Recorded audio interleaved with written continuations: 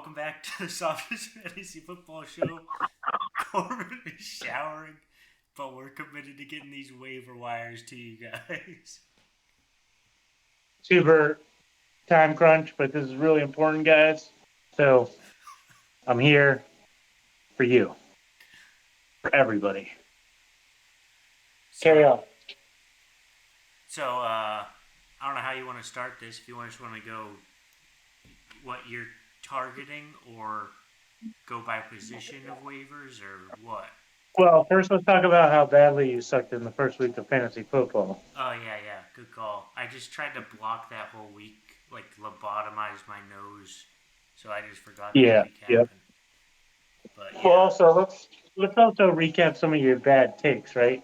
So first, Cooper Cup, top 10 wide receiver. yeah. How do you feel about that? You Uh, frozen? no, I'm not frozen. Oh, I still feel like that's possible. He's just gonna miss 4 weeks. He still could be a top 12 wide receiver. Did you see the wide receivers week? This week? yeah. Yeah, they were awesome. There was awesome wide receivers, like incredibly like Cooper Cup has to play 3 games to catch up to Tyreek Hill's 1 game. Yeah. So yeah, but that's still just one out of the top 12 wide receivers. He's not going to catch up to Justin Jefferson either. Yeah, I'm saying top 12. If you go to the 12th wide receiver this week, I think number 5 was Kendrick Bourne.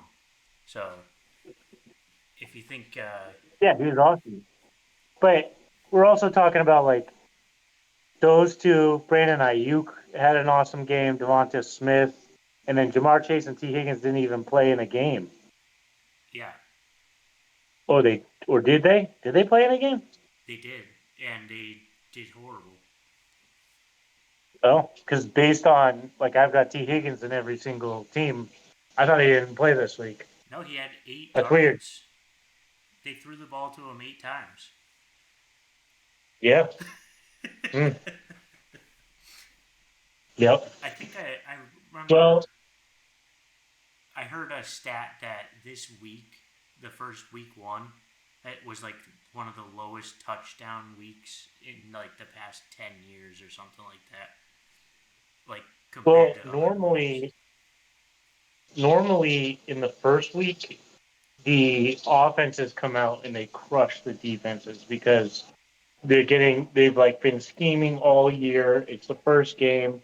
They're like, well, I'm gonna do this crazy stuff you've never seen before. Catch these hands, and the defense is got to get used to like, hey, how's this team gonna play? Who's the main person? Like there was also so much movement as far as like players that it should have been an offensive like super dominant. So I'm worried about the fate of fantasy football now. Yeah, it was scary how low the offense was performing. I think that Because they're only going to get better there was defense wise. also really good defenses. Like the Jets were insane. The Patriots were Jets, really my number good. one pick. Patriots made the Eagles look bad on offense, which is crazy. Yeah, well, so I was listening to a podcast, and they were saying that their like sneaky hot take that nobody else is doing is Patriots winning that division. Really? That would be wild. But like, the Dolphins are good offensively, but defensively, I don't know. I don't know that they're that much of a threat. Um, the Bills, like losing the way that they did. Now, I think the Bills like way outplayed the Jets, and then Josh Allen threw 3 terrible interceptions Yeah. and was like, "Oh, I'm gonna get down to the 20-yard line and throw an interception. Oh, I'm gonna do it again. Oh, I'm gonna do it again." Yeah. Like bad, bad, bad. But the Jets being an insane defense, like they're gonna make everybody look that bad. Um, and then, but So between the Jets, Bills, and Dolphins, like especially with Aaron Rodgers going down now, that's totally a possibility. Yeah, that was I. As soon as I saw that, I was saying to Dad, and I was like, he tore his Achilles on that play because the way he landed Yeah, on you his could foot. see his calf like go. Boop. Yeah, I was sad. That just means Garrett Wilson's just gonna be the same as last year. Right, Terrible pick. not top class. No, What that's it was that's. I can't imagine being a Jets fan. Like they must be depressed. do you mean? This is on par for being a Jets fan. Yeah, but like just the elevated excitement, and then They were ready for it. They knew it was going to happen. I saw. you're probably Did you right. see Did you see the NFL memes where it was like 2023 Aaron Rodgers highlights and it was him running around with the flag before the game started, and then it just goes black and it goes, "That's all, folks," or whatever. Oh, that's terrible. Oh man, Yep. it's just Yeah. so sad. I feel so bad. I mean, my big hope is that he like rehabs it, comes back like next year, and goes and plays for the Vikings. Ooh, it just leaves the Jets out of his. Didn't he sign a 2-year contract with them? Yeah, but like he forces his way out, goes plays for the Vikings, and then has his best year of his career.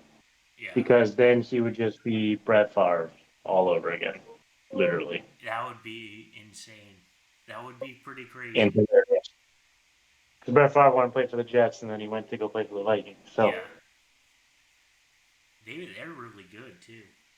Jordan Addison did well. right, right. Imagine like Jordan Addison gets another year to develop. T.J. Hawkinson will be in his second year, full year, and then Justin Jefferson will be there. I mean, that'd be the team to go to, you Yeah, know. yeah. So, but I think the funnier thing I saw was Tom Brady with the Jets jersey on. That would be, I would love that. That would be funny. I saw that Robert Sala had to tell the reporters that Zach Wilson is their quarterback because like people were like, "What are you gonna do?" Aaron Rodgers. They're like, do you think Aaron Rodgers could play in a wheelchair? What do you think? What do you think, Coach? Come on, please. Yeah, Zach Tell us Wilson. it's possible. Oh, that's brutal. Imagine being that hated. I feel bad for him. Not really though, Right.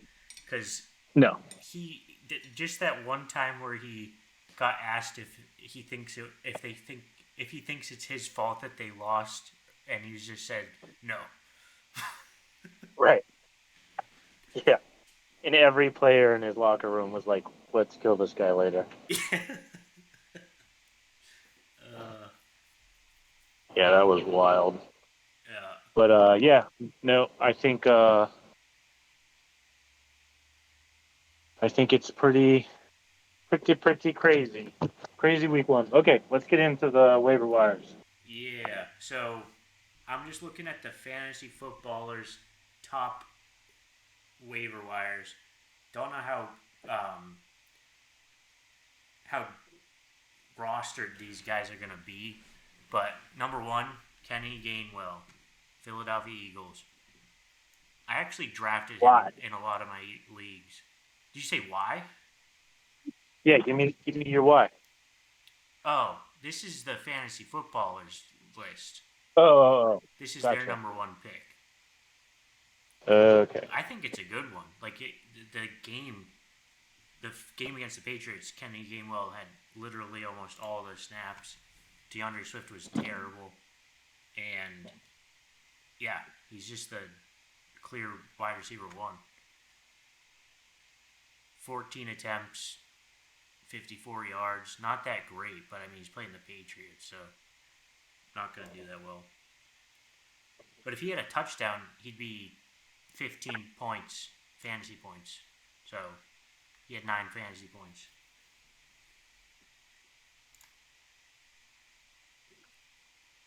Yeah, I don't think so. I think that's a. I think he for me he's fifth. Uh, it's an offense that the running backs don't get to score the points, and Jalen Hurts steals all the touchdowns. Plus, there's like 50 running backs on the team, and they've never been hyper committed to singular running back. Yeah. Yeah, I don't know how I feel. I I mean, mean, Miles Sanders was their starter and like struggled to be, and he got a bulk of their carries. I think he was. I think the number one waiver wire that everybody's going for is going to be Puka Nakua. Yeah, well, I get that too. I just, uh, I don't know. Cooper Cup is a top 12, wide receiver. So He uh, is. Just look at I don't think there's space for Puka Nakua, to be a top uh 12 wide receiver. no, I mean just look at his one game he played. He had 10, 15 targets, 10 receptions, and he's playing where Cooper Cup plays.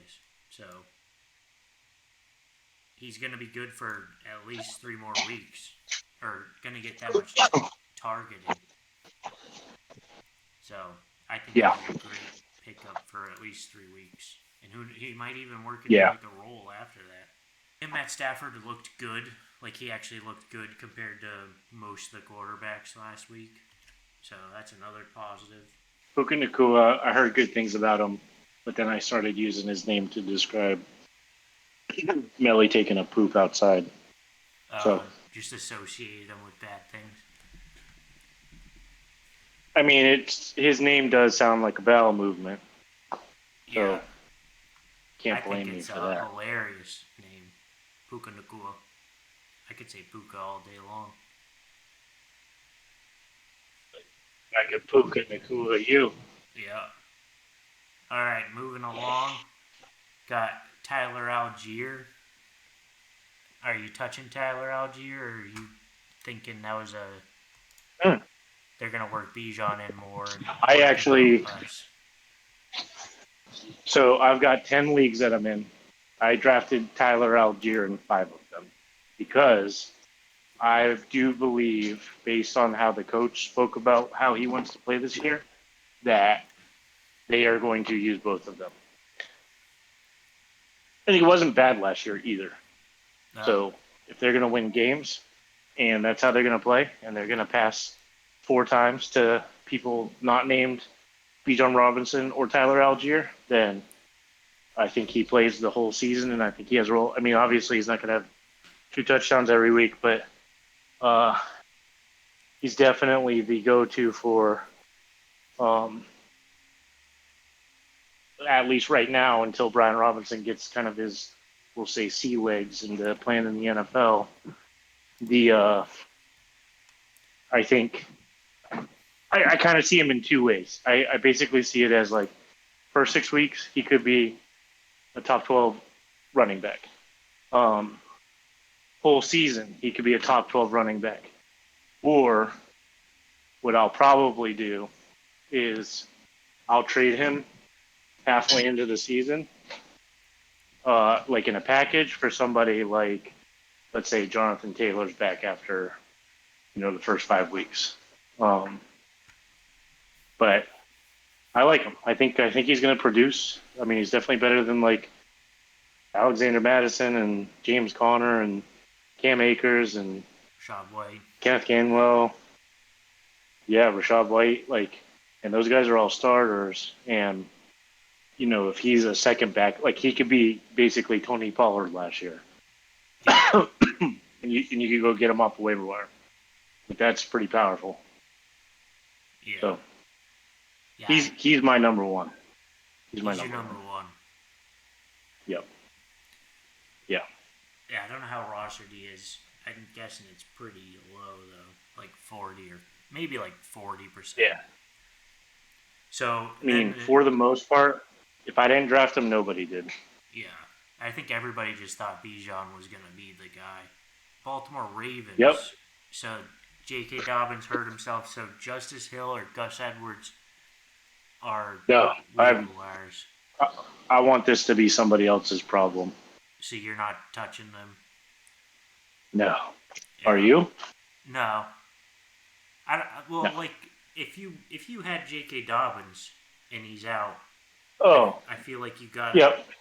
get one of them. Which one do you think's gonna be the dude? I think Gus has Edwards. Yeah. Uh, yeah, I think Justice Hill is like their goal line back, and that's it. And Gus Edwards in the past has been that guy. So, um, but yeah, I more just feel sad for him. Yeah. So Gus Edwards had 8 attempts, and then yeah, they both had 8 attempts in the game last week. So they're both probably just splitting backs. So it just sucks for J.K. Dobbins going down for the Ravens. Right. Yep. Yeah, he can stay. But yeah, no, I'm staying away from them totally. Uh, Yeah, me too. no, thank you. Mac Jones, number one waiver wire pick. That's Go what's get him. up. So it's just me now for a little longer. I'm just going to go through a couple more people and clarify some things. So Kyron Williams split with Cam Akers, not Austin Eckler. Had 15 attempts. Looked like he was the main guy with instead of Cam Akers, but it could be back to Cam Akers next week, so that's a risky waiver wire pickup, but that's somebody you can look out for. And then Kendrick Bourne, he could be good. He was like the main target of Mac Jones last week, so he could be the wide receiver one. Juju did not look like he was doing that well, and he just looked like the main guy Mac Jones is going to pass to, which isn't that great for fantasy because the Patriots are never that good for fantasy lately. But he's somebody you could pick up, and he could give you like maybe 5 to 6 points a game if you need that. Joshua Kelly, that is Austin Eckler's backup, who will probably get more playing time because Austin Eckler's dealing with an ankle injury. That he could just be limited in snaps, so I would look out for getting Joshua Kelly if you have an Austin Eckler on your team and you want his handcuff. But yeah, that is pretty much it. And then also you can also just look at your league will have waiver wire, which is pretty good of like the percentage of people that are targeting these people, and that's a good way to look at who you want to target or who's everyone else is targeting and who you can get. And then the way I've been doing waivers this year is trying to get the top guys, even though I'm not the first. There's two ways to do waiver wire, which is like Fab or the waiver wire rankings. So if you're not ranked number one, you're probably not going to get the top guy because someone else who's number one's going to get him. So what I've did in a lot of leagues is just put the top person I want, like Puka, Nakua, and then somebody else, for the same guy I'm dropping. And then in the order that I put it in, that's how it'll go. So I'm probably not going to get Puka in a lot of leagues, but I'll get him in some that I'm waiver wire one or higher. And then I'm going to get other people that I have lower in the waiver wire rankings because they'll get the top guys, and then I'll go up the rankings in the waiver wire. So that's a way you can get waiver wire pickups. Yeah. And then we'll be back tomorrow with our matchup looking at matchups for Thursday. And then on Thursday we'll look at matchups, or on Friday we'll look at matchups for the week and break those down. Thank you for watching, and have a good weekend.